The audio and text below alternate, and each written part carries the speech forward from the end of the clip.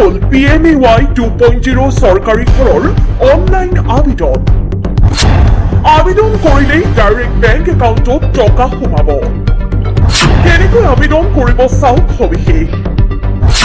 নতুন পদ্ধতিৰে কৰিব লাগিব আবেদন।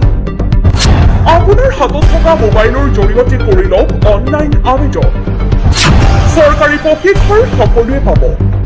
আবেদনৰ বাবে কি কি নথি লাগিব চাওক। ঘৰৰ বাবে আবেদন কৰিবলৈ এইকেইটা পদ্ধতি অৱলম্বন কৰক।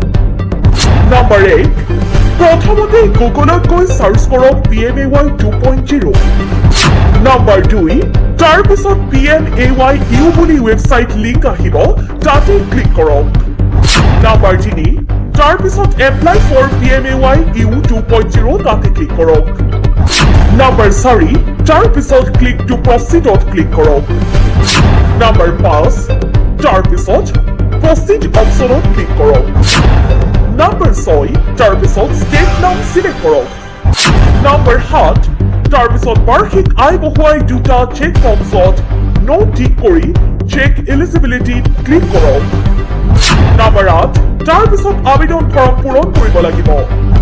নম্বৰ 9, প্ৰয়োজনীয় নথিপত্ৰ আপলোড দিব লাগিব। নম্বৰ 10, শেষত বেংক একাউণ্ট বহুৱাই ফাইনেল ছাবমিটত ক্লিক কৰক। নম্বৰ 11, তাৰপিছত একনলেজমেণ্ট শ্লিপখন ডাউনলোড কৰি ৰাখি দিব।